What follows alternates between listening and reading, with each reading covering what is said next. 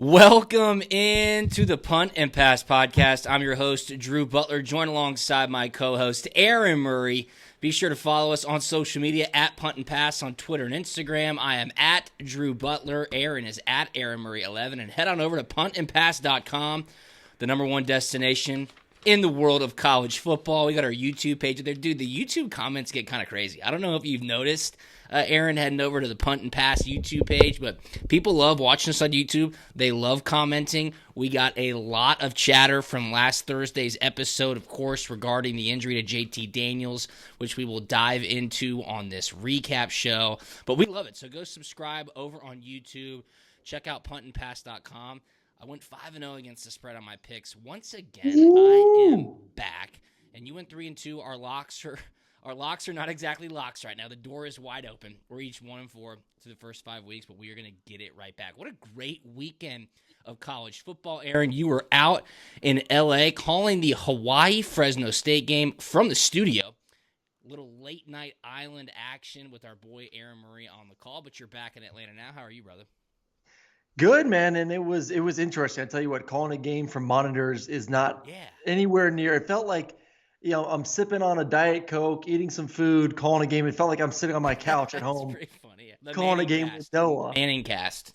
Yeah, it was interesting, and especially being so late, I had to keep reminding myself, bring energy, drink more Diet Coke, drink more coffee. Yeah. Literally, I couldn't sleep. What time did you go to bed? Like 4 a.m. Your heart was just pounding out of your chest. So amped up on caffeine all night. But listen, it was a great game. It was. Hawaii minus their quarterback. How about this crap? So right before kickoff, right? 5 minutes before kickoff, the SID text us saying, hey, starting quarterback is out. And we have half our intro, the 2-minute intro is about him. So we get on with our producer, and we're 4 minutes till till air. Time. Yeah. And we're starting quarterback is now out for the game. So that, that 45 seconds of showing highlights on him needs to go, and now we have to transition to talking about the backup for Hawaii. But backup, rough first 3 quarters, made some plays in the second or in the fourth quarter, excuse me. And Hawaii with the big upset on the island. Yeah. First time winning versus a ranked opponent in 10 plus years. So I wish we were there because they kept showing highlights or images of the island. Of course. And I'm like, oh my God, I could have been on those beaches feeling real good for the past 5 days. But LA was straight. That's awesome. Yeah, it was an exciting game to tune in. Obviously, I was flipping in between that and the end of the Auburn LSU game, which we'll break down, of course, a little bit later. But first things first, the elite have separated themselves from the pack, Aaron, and that, of course, is Alabama and Georgia. Number 1 ranked Alabama, number 2 ranked Georgia, taking care of business in big ways this weekend, okay? Alabama wiping the floor with Ole Miss 42-21. It was not as close as the scoreboard shows right there. And then Georgia, 37-0. The past 2 games have been shutouts. This defense is so legit.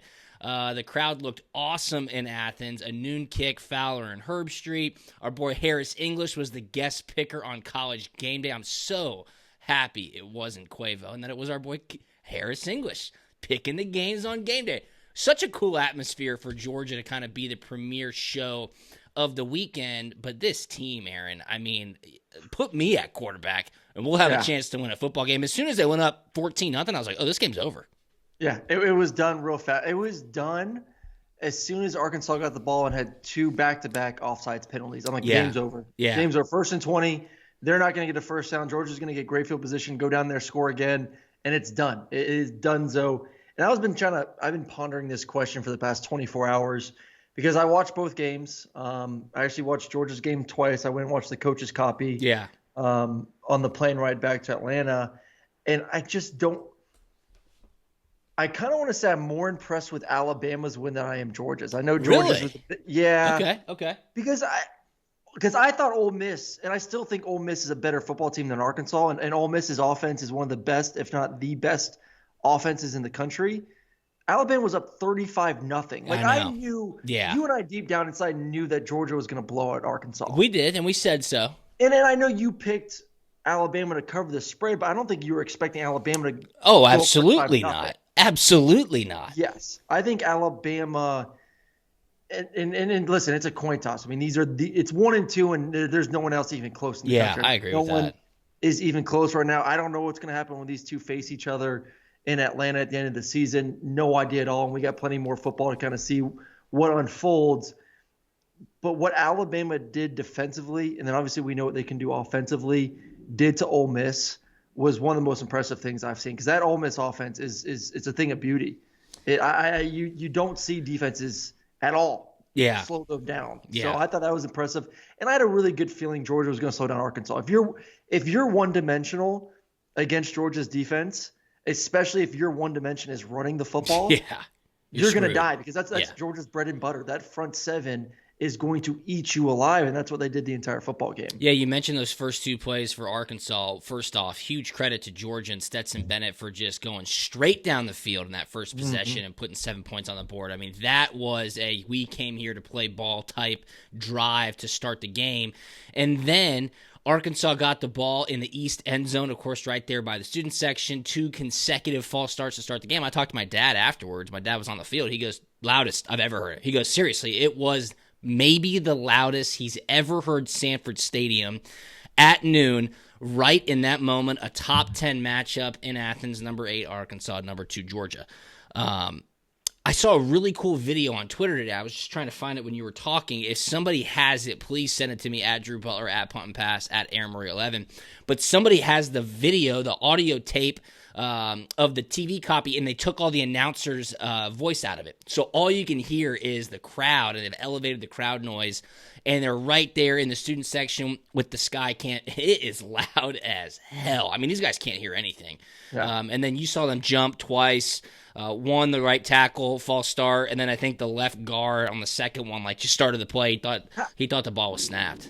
I just love it. I mean, you go from last year, and it's not just the Georgia game, but I mean, how many times were we watching football this weekend? And it's been the entire season. But offenses, I mean, look at Florida versus Kentucky. Yeah. How many times did Florida jump off sides and shoot themselves in the foot over and over and over again? That didn't happen last year. No fans in the stands. It's quiet. Shoot your opposing quarterback, and you're out there doing the hard cadence because you can use it. Yeah. Now all of a sudden, these fans, and this is what makes, in my mind, college football so much more special than the NFL. And I love watching the NFL, don't get me wrong. I'll be tuning in to watch the Bucs here in about 15, 20 minutes. Oh, yeah. But the fans make the difference. Oh, it's so huge. The quality of football in the NFL is better. Not being a 4-hour game is great. When you watch an NFL game, all that's awesome. But when you turn it on and you see these stadiums, you see the fans, you see the energy, you feel it, and it causes that many issues for opposing teams, it makes me so happy that we're back to normal football. No, you're totally right. I mean, Saturday night, Death Valley, Bo Nix making crazy plays. Those fans are going nuts. Obviously, Tuscaloosa, 3:30 CBS, Lane Kiffin coming to town. Those fans were going nuts. Georgia, the scene speaks for itself. Penn State, another night game. Now they're ranked number 3 in the country, or I think Iowa might be 3. Penn State might be 4. We got a great matchup coming up this weekend between Iowa and Penn State in the Big Ten. But that's what college football is all about. It's awesome. And speaking of that, okay, let's kind of put a bow on this Georgia victory. A huge victory. I said it last week. You said it last week. Arkansas is not ready. Look, Georgia is on another level. This defense is elite. I loved how much they did run the ball. They didn't have to throw the ball. How many times did they throw the ball? 7? Is that right? 11? It wasn't a lot. No, 7 or 11, I want to say.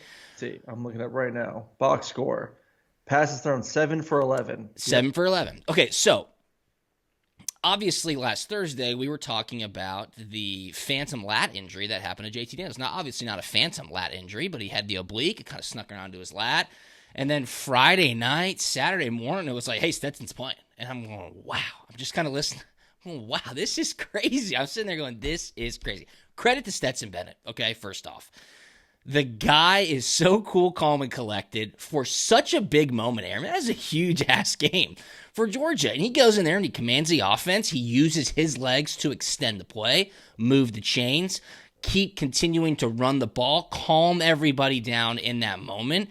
And I just got to give him a ton of credit. The guy is ready when he is called upon.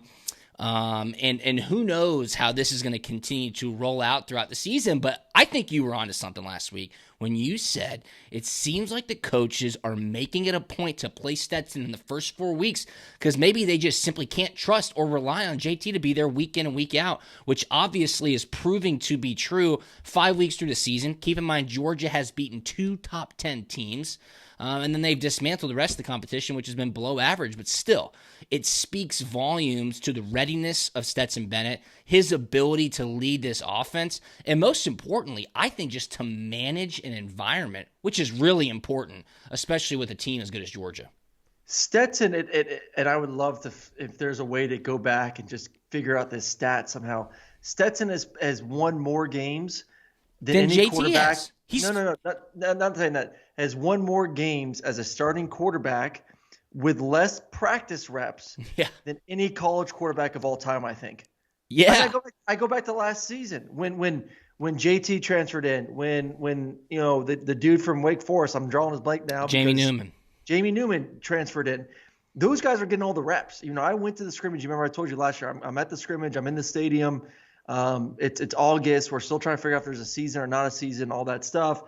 But Stetson didn't get any reps in the entire scrimmage. Besides, when everyone went in at halftime, he got reps with the freshmen, the walk-ons. That's it. That's all he got. Fast forward 2 weeks later, he's now the starting quarterback for Georgia. Yeah. And barely got any reps with the number ones. That's I'm sure important. This offseason got no reps with the ones because of JT getting, figuring out his timing and everything and getting going. This kid has had barely any reps with the starting unit. Yeah. And just keeps doing what he needs to do. He's ready to go.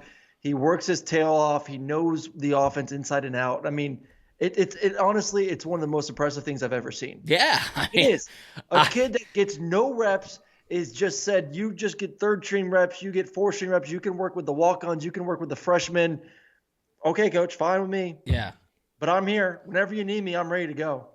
And he just answers the bell every single time, and I just absolutely love it. I love the kid. And the running attack, man, it was good to see. And that's exactly what you have to do versus Arkansas. For sure. But we said last week, it's tough to throw the football against that 3-3-5 because they got too many safeties. There's just not really a lot of holes. But what you can do is you can run at them. And you can make them, force them to get out of that, get a safety in the box, and then see if you can throw from there. But they didn't have to. They beat them up front. It was good to see the offensive line really dominate. 273 rushing yards, almost 5 yards a pop, 3 touchdowns. And it was just like one back after another after another. James is in. Zamir's in. Kenny's in. Kendall's in. Stetson's doing his thing. Yeah. Edwards came in. I'm like, holy crap. Yeah. I mean, it's just an onslaught of talent and depth and fresh legs. And you can just wear people down. And leaning on that defense is just obviously such a huge advantage for any offense. Georgia's in a really good position. The only question mark they have, Aaron, moving forward is the quarterback position. It's kind of weird how it's all playing out. Again, I think it's important to understand that you and I prognosticating and talking about this situation comes from our previous experience within a locker room, okay? Like that is how our opinion around what's happening here is coming across. And this is what's crazy to me. Right before kickoff, when Holly Rowe is talking to Kirby Smart, and Kirby Smart says Stetson's going to be the starter, she said, what is the deal with JT Daniels? And he said, quote, his lat is bothering him. Okay? I looked around and I go, okay, his lat's bothering him.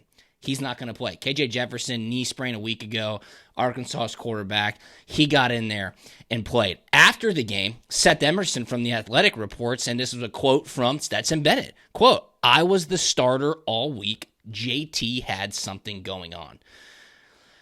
It's so interesting to me because the Arkansas game, Aaron, was really the start of the meat of Georgia's schedule. Okay, Georgia's heading to Auburn this weekend, and then they're going to welcome in Kentucky, who just upset Florida. Then you get a bye week, and you got to go down to Jacksonville and play Florida, which really you could wrap up the SEC East that weekend if you take care of business.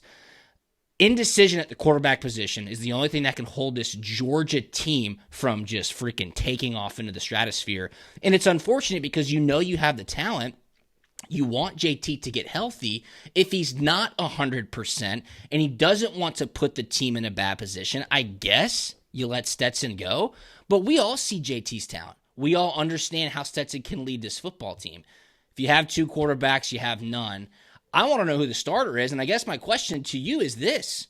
If JT does says he's healthy, do you just say, okay, you're the starter again? Stetson's playing pretty damn good football right now. Is there an incoming quarterback controversy? I don't think so. I think if JT's healthy, I think JT's the starting quarterback. Once again, I love Stetson. I love what he does. But I think JT is more talented. I think we can agree on that one. Stetson can run the football. I mean, that's the big difference. And I was having this talk with my dad last night about this. He's like, oh, well, Stetson's great. I was like, first off, Stetson wasn't asked to do a ton. What he does, he comes in, he's very efficient. But there is a big difference when JT's the quarterback and the ability to push the ball down the field. The vertical passing attack, it's not existent when JT's the quarterback, or excuse me, when Stetson's the quarterback. That's the big difference in my mind. If you really want to have a chance to beat Alabama, you can't just run the football. Yeah. If you want to beat Alabama, you're going to have to attack the secondary. You're going to have to get chunk plays. You're going to have to score points. For how good our defense is, you're still going to have to score 28 to 35 points to beat Alabama. Yeah. I do. I mean, 100%. If you put Georgia's defense against Alabama right now, Alabama would still get, in my opinion, somewhere in the 20s, which is incredible. I mean, if you hold Alabama to the 20s in a football game, you are and they are the best defense in college football. But saying that, you're going to have to score in the high 20s to low 30s to then win it. And you're not going to be able to do that with our rushing attack. You have to do it throwing the ball vertically down the field. JT's more capable of that. So that's why in my mind, get him healthy. I still think right now, based on the schedule, Georgia's going to be favorite. They should win every single game. I'm a little bit worried for this weekend. I do think Auburn is better than maybe what we think they are. But Georgia's defense, it's like you can say Georgia's that and you go, man, Georgia's defense is just so But Auburn's defense isn't bad, though. No, you're right. And, Coach Bobo obviously as the offensive coordinator. 3:30 kick, Jordan-Hare Stadium, on the road. Auburn had a big win a week ago. You're 100% correct, Aaron. And I agree with you wholeheartedly. Get JT Daniels healthy. That's when you can really utilize the entire offensive playbook, stretch the field, pass to run, which would be a huge help to Georgia's offense. And down the line, later on in the season, when you're chasing the championship, man, you got to have all hands on deck. Georgia's defense is full of badass dudes. Nolan Smith, Adam Anderson, Nakobe Dean flies around the football field. Oh my God. I know. I mean, I'm watching the film this morning, the coach's copy this morning, and I'm just like, holy crap. He's like Rennie. I mean, because Rennie used to be freaking all over the place too, man. The speed. I mean, so many times it's like, okay, it's a great play call by Arkansas, but Georgia's just faster. They're better. Yeah. And it's just like, how the hell did they get there? How do they do it? So many simulated pressure. So, they'll bring 1 or 2 linebackers, but then they'll drop both ends. So you think it's like, oh my God, they're bringing 5, 6 guys. No, they're just bringing 4. Yeah. And they're getting to the quarterback. But they're getting to the quarterback, and they're just the way they scheme it up to confuse offensive linemen it's awesome. But it's at the end of the day, they're just better. Yeah. They're faster, they're stronger, better technique. And all 11 of them they play just in such great team ball when you watch the defense. It's a lot of fun to watch. It's a lot of fun to watch the offense. Great weekend, man. Man, it was, man. And then you let Georgia. Baby. Oh, I know. Then you let Georgia score on special teams. Enough about Georgia. They were awesome. We'll get into that on Thursday's episode. But Cincinnati knocks off. I was waiting for you to really start bashing Dan Mullen in this episode, especially with his conference after the game. I saw the conference after the game, Coach Mullen. It's expected. That's what I come to expect from Coach Mullen. So I'm not as surprised as maybe some others would be. But Cincinnati upsets Notre Dame to get a number 5 in the country now. Huge win. They beat Notre Dame 24-13 in South Bend. They are now number 5 in the country. They have a win over a Big Ten team in Indiana. They have a win over Notre Dame. Now they're going to get into the meat of their AAC schedule, and I would assume that they take care of business. Penn State blanks Indiana 24-0. Number 3 Oregon goes down on the farm against Stanford 31-24. Let's touch on this Alabama game, okay? Pre-game, Jamie Erdahl, CBS Sports, gets Lane Kiffin asking him the usual pre-kick questions, and he says, get your popcorn ready, and freaking chucks his headphone off his head. Like typical Lane Kiffin, obviously highly emotional. I mean, the place was totally packed. It was a bad look, and then Alabama beat the brakes off Ole Miss. I mean, I saw a statistic today. People were bashing Lane Kiffin for going for it on those two first possession fourth downs, right? I think his first two possessions, Ole Miss went for it on fourth and short. And they're like, oh, well, he just lost the game. He just lost the game. He threw in the white towel. He was scared, X, Y, and Z. A football statistician came out today and actually said those were the correct calls from a situational football standpoint to go for it. So obviously, he made the right statistical calls. It backfired in a big way. The route was on early. His pregame interview, I mean, I guess you could call it childish. I think it would have been fine if he didn't throw the headset off. But then Alabama, Big Al, was dancing in the popcorn bucket, and people have been tweeting about it on social media. I'll just put it this way. There are contenders and there are pretenders. And right now, as far as I can tell, Georgia and Alabama are the contenders. I'm really excited to see Iowa and Penn State tilt this upcoming weekend in the Big Ten. I can't really buy either of those teams right now just because, simply put, they don't have the defense that Georgia and Alabama have. Well, Iowa has a good defense, well, but they're not Penn to the State's level. secondary is like, I think they're all like fifth-year seniors or something like that. It's something crazy. Yeah. I mean, listen, we'll see, but I just think from top to bottom, neither of those teams could sniff what Georgia and Alabama have on the field right now. But I mean, they are right now, based on what we've seen from the rest of the country. Obviously, Oregon was a pretender. That's an ugly loss this weekend. I think Oklahoma is a pretender. I think they win the game for Texas this weekend, but that's a team too that they're going to lose eventually. Yeah. They just keep playing with fire. Yeah. They're going to lose, and they could lose to Texas this upcoming weekend. I think Cincinnati's going to go undefeated. And this weekend, I mean, shoot, Cincinnati could be a top 4 team after this weekend. I know. After this Penn State-Iowa game, that Cincinnati is going to move up and really have a chance to make the playoffs, which I absolutely love because I think they are a very good, complete football team. Michigan keeps winning, but I think they're kind of pretenders. I mean, really, Iowa, Penn State, winner of that kind of is in the driver's seat somewhat, but it's still all it is going to be is Georgia, Alabama, and Atlanta. Oh, God. Georgia, Alabama, regardless afterwards. It's going to be 1 versus 2. They're still going to be 1 and 2. They'll win their playoff games, and then they'll have a rematch in the championship game. Oh, my. That's just – I don't want that to happen. Georgia against Alabama in Indianapolis, Indiana. I mean, give me a break. Would you rather have – okay, let's say Georgia wins the game. Would you rather have Georgia 1, whoever 2, Alabama 3, or would you rather say, no, I'd rather see that game – because we know they're the best 2 teams in the country. Yeah, I don't know. I mean, that's a hypothetical. I guess I would want to see who the 4 teams are. But, I think you'd want to go in there as number 1. Just say if it happened right now, yeah. and say Iowa runs the table the rest of the way. Or maybe has 1 loss. Okay. And Cincinnati's in 2. Okay. So we got Georgia, Alabama, Iowa, Cincinnati. Yeah, I would want to play I would want Iowa to be the 4th seed. I would not want Georgia to play Cincinnati again. Okay, regardless, I'm saying you'd rather have Georgia, Alabama 1-2. Yes, 100%. That's all I'm saying. Yes. I see what you're saying now. Yes, sorry, I was confused. I 100% agree with you to where they would have to play don't force them to play each other. Yes. Agreed. Totally agree. Florida, probably not going to be in the college football playoff. They lose their 2nd game of the season. Fall to Kentucky in Lexington, 20-13. Look, we all knew that they had questions on the offensive side of the ball. I didn't think it'd be that bad. I mean, I knew 8.5 was way too much. That's why you and I both took Kentucky on punt, pass, and pick last Thursday. But man, no ability to close. It's a bad loss for Florida. Simply put, it's their 2nd conference loss because they, of course, gave Alabama a good run for their money. But way behind the 8 ball now. The schedule's only getting tougher. Penalties killed. I mean, they were driving and they looked good, and I thought Emory played fine. It's just when you have 15 penalties for 115 yards, and Kentucky was 4 for 30, you're not going to win those games. Turnovers were even.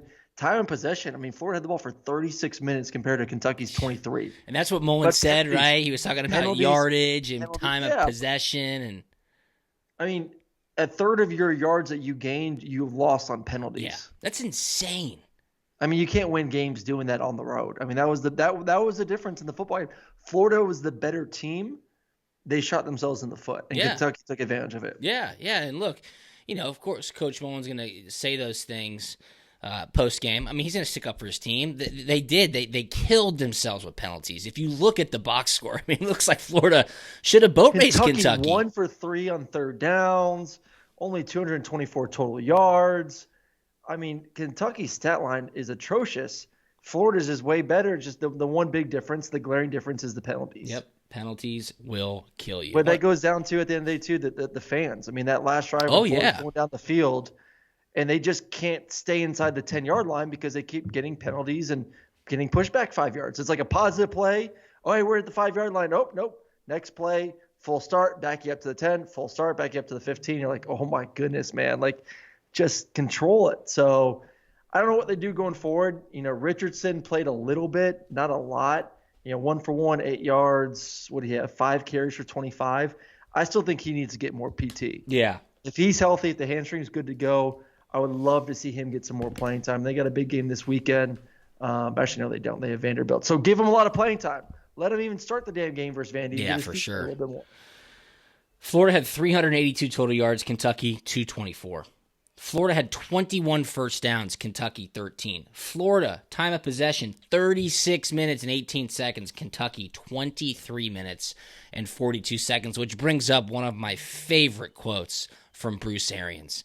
He would always say, I don't give a shit about time of possession.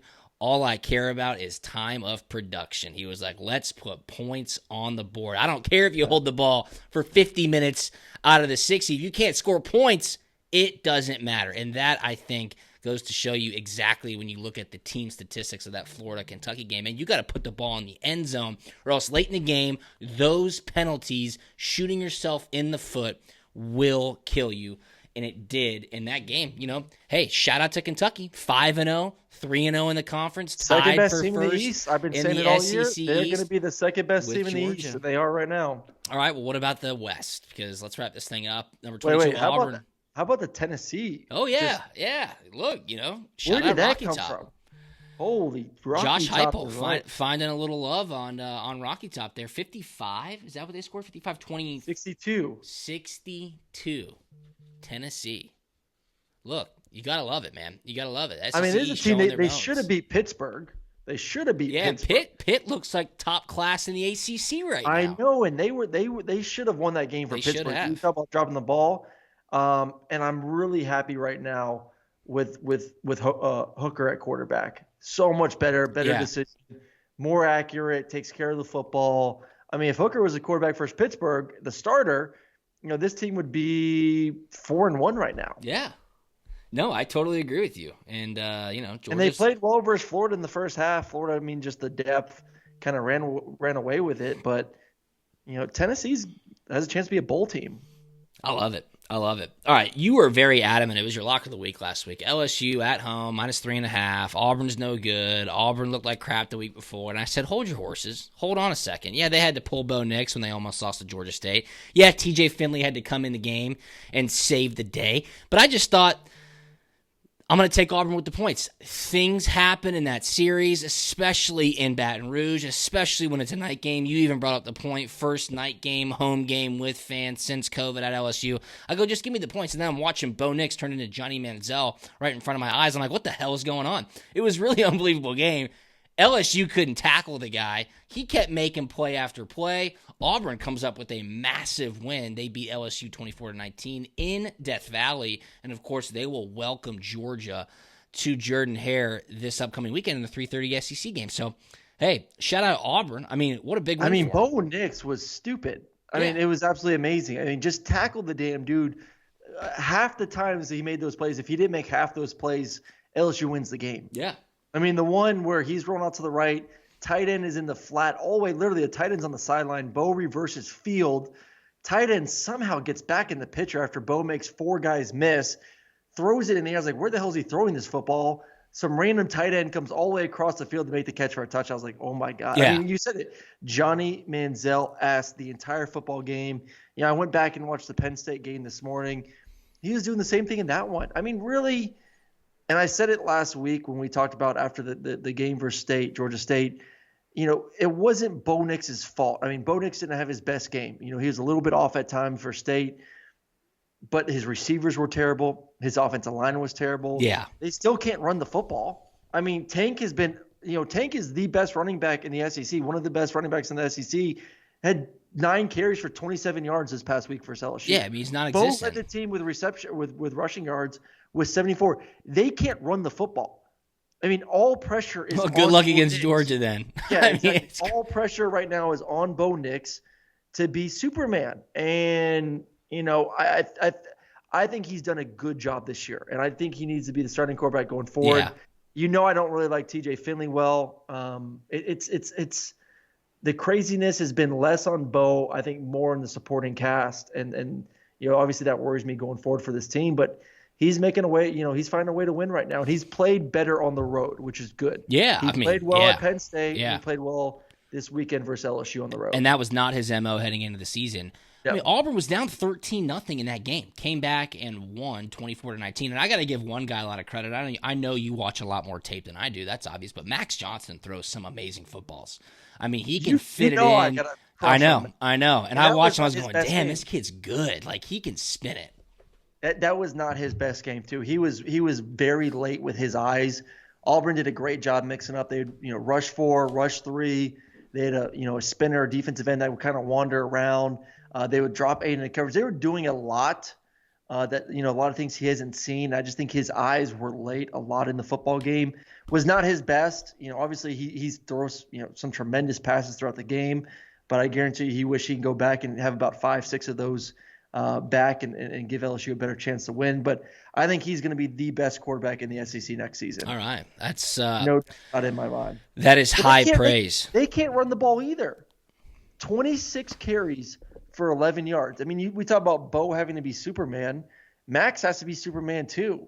They can't run the football. This is still, I said at the beginning of the season, everyone's so enamored with the passing game. The best teams in the country still know how to run the football first. Yeah, no, 100%. 100%. Remember when I was talking to you earlier in the episode about that video that stripped the commentary so you could just hear the crowd noise? Our buddy Ryan Skates over at the Poor Man's Game Notes just tweeted it out, so I retweeted it at Drew Butler, and it was from Bassin Dog on Twitter, so shout out to Bassin Dog. It's great. Go check it out. I retweeted it so you'll see it on my feed. Okay, let's wrap this thing up. What a great weekend of football. We got another awesome weekend coming up. Week 6. I cannot believe how fast the season goes by once it gets started. But I have one question for you before we go. What about Urban Meyer? Oh, God. Urban. Whoa, Urban. You know what he's trying to do? He's trying to get fired. He's trying to sabotage himself out so he can go to USC. So he can go to USC. 100%. Bad look, dude. Bad. I mean, this is. I mean, look. I think we all heard the rumors at Florida of why he left Florida was for stuff like this. Yeah. So, I mean, once a dog, always a dog. A dog. Well, hey, look, just can't do that, man. Come on, can't do that. Speaking of dogs, I put in my second request to go to practice on Wednesday, and got another. We'll get back to you. Really? Yeah. Do they view you as Aaron Murray, fantastic alumni, great steward of the university? Raise money, that's done all these alumni events this year. Well, I mean, yeah. Obviously, we understand that you work for CBS Sports, but my goodness, you're Aaron Murray. Look, I'm your number one fan. There's no doubt about that. But come on now. What are you going to do? Go in there and videotape it and go send it to Coach Bobo? Well, and they act like I'm some beat writer that, these other guys that are going in there and typing up articles. I'm just going in there to help me prepare for the game. Because you're calling the game. I'm calling the game. Everything I'm going to be saying is not going to happen until game time. Like, I'm not writing articles leading up to the game. This is just for me to talk well about Georgia football as the game is going on TV live. Yeah, I mean, look, they would let Kirk Herbstreit and Chris Fowler come in. They called the game this past weekend. Yeah, I gotta find a way to ask Kurt if he was allowed and be like, really? Come on. Interesting. Yeah, Aaron Murray getting called up to the bigs again. I mean, obviously you've done SEC on CBS in the past, but man, Georgia Auburn, we're fired up for you, man. I'm hoping to get Georgia Kentucky the next week. There's a chance that we get that game too. Ooh, I love that. Awesome. Might get back-to-back, which would be awesome.